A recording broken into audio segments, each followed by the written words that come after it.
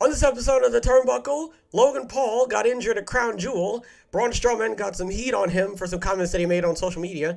And we're going to talk about the World Title Eliminator Tournament bracket. That's a mouthful, okay? That was revealed on Rampage. Folks, it's time to hit a yes lock into some wrestling news because it's time for the Turnbuckle.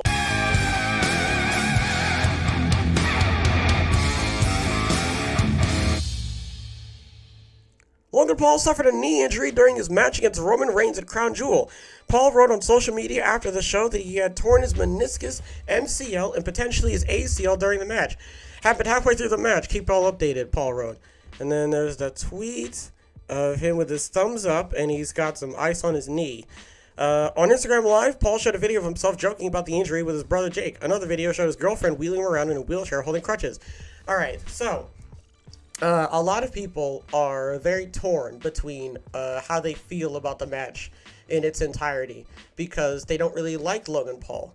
But I feel as though that I am of the group of people that understands that Logan Paul is delinquent, right? And he's a doofus, and he's a bit of a butthead. I think that Logan Paul and Jake Paul are both doofuses, right? But I think that they genuinely, I'm not even joking here, they genuinely are rehabilitated. I think that if it wasn't for boxing, all they would have done is gone around doing a bunch of stuff that they weren't supposed to do, and they would have gotten themselves into a bunch of trouble, a bunch of different types of situations, right, that they would have to figure out how to weasel their way out of, right?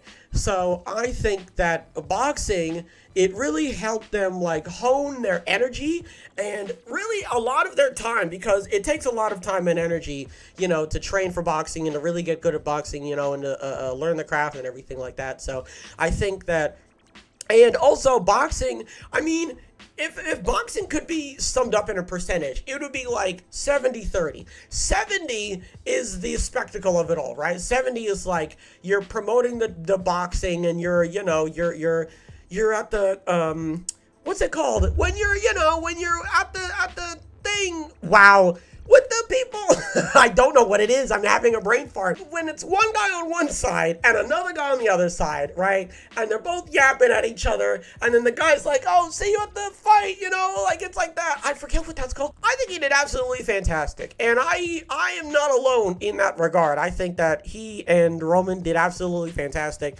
I think he is a natural wrestler, okay? I mean, I'm not the only one, and I'm not the first one to say that he picked up on it very quickly and very well. And I mean, he's fantastic in the ring. So, I mean, at the end of the day, man, you can say whatever you want about Logan Paul, but he really proved himself. And I mean, I don't know, man. If Crown Jewel wasn't anything to go by, then I don't know what to tell you, man. I don't know what to say. Next, we're gonna be talking about Braun Strowman and how he has some serious heat on him. So, Ringside News was told by a tenured member of the WWE team that Braun Strowman is notorious for showing up late and leaving early. This is not the only issue that the monster of all monsters is having backstage. We were also told that some are questioning if he's serious about this run. It turns out that this questioning is due to the reasons listed above and more just regarding his ego and attitude. Braun Strowman was notorious during his last run for putting his foot in his mouth on social media. His comments about indie wrestlers losing work during the pandemic caused a storm, and he was eventually a free agent left to find what gigs he could that would meet his ridiculous demands. At the time, PW Insider reported that Strowman's manager, Nick Anticelli, that might not be the name, by the way. Isn't that the guy who made Ed, Edd n Eddy, by the way? He sounds very familiar. Has quoted $20,000 to $25,000 for a 3-hour appearance to multiple promoters that have reached out with their interest in Strowman and making appearances. Bookers were also required to pay for first-class travel, food, and 2 nights of hotel accommodations. Strowman was making $1.2 million a year with WWE during his first run. We're not sure how much Braun Strowman is making this time around at WWE, but he is certainly confident. After declaring that his match against Omos at WWE Crown Jewel was a 5-star affair, he also took a shot at Flippy, Floppy acts that drew another firestorm of controversy, both from inside and outside the WWE locker room. So, I read about this last night. Strowman went on Twitter and he was like, yeah, something, 47 5-star, type deal match and all, and then he was like, oh, you don't gotta do all the flippy floppy nonsense. And then one guy agreed with him and he took it and ran all the way back home with it. Now listen, I read the tweet, right? Now, you could argue that, sure, maybe he was being serious, but as someone who low-key likes to stir up a lot of shit, I think that he was just joking. I think that it genuinely was a joke, and he was just trying to, rile everybody, get a rise out of everybody, and it worked. He obviously doesn't care, right? It obviously doesn't faze him that, he's making these types of comments and everything. Sorry, hold on. Anyway, I don't know why he's making these types of comments and everything, right? I think at the end of the day, you really should not be saying this type of stuff just because I feel like it's just not, I don't know, man.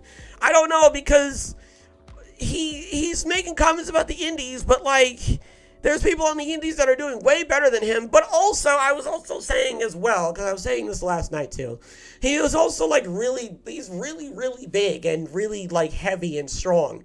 So, of course he's going to make the comments about Flippy Floppy, because he obviously can't do it. So he's obviously going to make the argument of you don't need to know about all the flippy floppy nonsense because I don't know about it and I can do just fine. And I really don't know how to feel about this, but I wanted to talk about this because this isn't the first time that Strowman has made comments about, the indie wrestlers and all the flippy floppy nonsense and everything like that. And I didn't know about the whole super demanding requirements that need to be made in regards to, his appearances and stuff like that. And it's not helping him. It's not helping. Nobody really likes him all that much. He's known for getting himself in trouble on Twitter.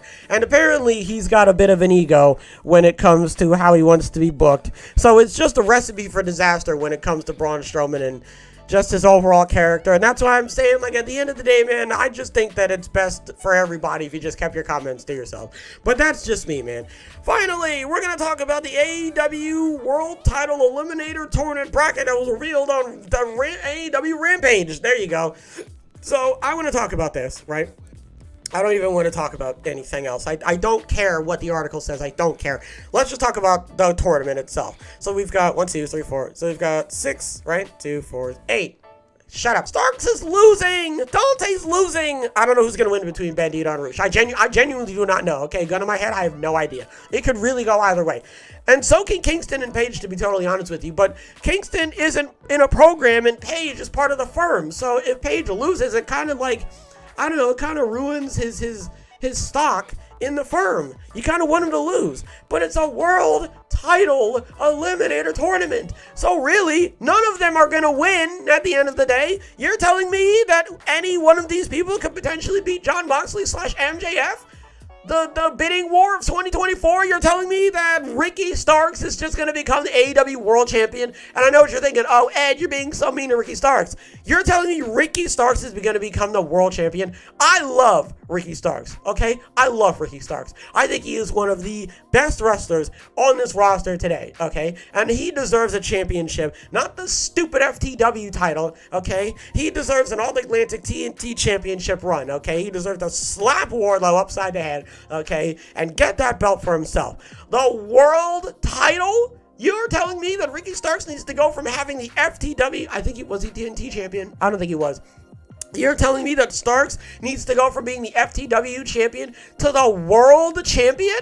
Okay, Dante Martin, though. Yeah, Dante Martin makes sense. They deserve to have championships all over the place. I could see Starks being an All-Atlantic TNT and then working his way up to the World Championship. I'm not one of those people that's just give Joe Uppercut down the street the world title because I just want to see him with the world title. No, if he's going to get the world title, work him up to the world title. And, work him up to different, give him different belts to build his stock so that way when it does come, that he ends up being, contending for the world championship. It makes sense, It doesn't seem too out of reach for him. It's bro, if Starks wins, great. You're telling me he's winning the title, man.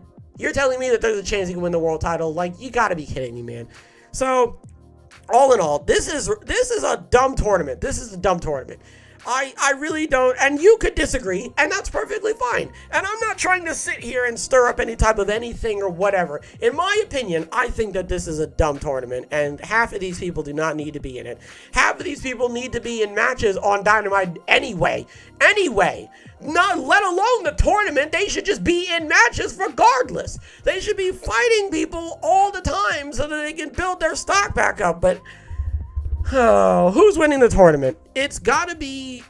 Listen, Paige might win. That's a good point. It might be Paige. It's probably going to be Paige, Archer, or Cage. More than likely. Here's the thing. If Dante does end up winning the world title Eliminator tournament, right? I will eat something. I keep saying that. But until, Roosh could win. Any one of these men could win. Any one of them. I'm not sitting here and saying, oh, they're never ever going to win. I did say that, didn't I? I did say Starks was not going to win, and I also said Dante wasn't going to win. But let me tell you something. I mean, listen, if he does win, right, that's what I'm trying to say. I'm not trying to say that, I would hate it if they won and it wouldn't make any sense. I want them to win. I want all of them to win. I want all of them to do so well, but oh my God, man. Who's winning? Paige. Paige is probably winning. And if not Paige, then Archer. And if not Archer, then Cage. So it's one of those three. Or Roosh. Roosh might win, to be totally honest with you. So we're just going to have to wait and see, man. Honestly, we're just going to have to wait and see. At the end of the day, it's anybody's guess at this point. Only time will tell. What do we talk about? So, Logan Paul is injured. He tore his ACL, MCL, and his meniscus. Hopefully, he makes a speedy recovery, and I mean, it's not really bad that he's injured because he can still do a bunch of different stuff, and he can still do his impulsive show. Braun Strowman is in trouble on Twitter. What else is new? I really think that at the end of the day, Strowman really should just not talk on Twitter. That's just not a place for him to be because all he does is just get himself in trouble. I also didn't know about the whole high demand that he has. I don't get that. I mean, the only thing I can assume is I'm a big guy and WWE gassed me up, so now I think I'm the shit even though I'm not. And the bracket for the tournament is really dumb and it just doesn't make any sense. In my eyes, at least, it just doesn't make any sense. And I just think at the end of the day, man, they should really have put other people. But that's just me, and any one of these men could win. And if Dante Martin wins, I'll buy a car and eat it. I don't know. That's going to do it for this episode, boys. Hopefully everybody has a wonderful tonight and a wonderful tomorrow. As always, big hugs. Big hugs all around.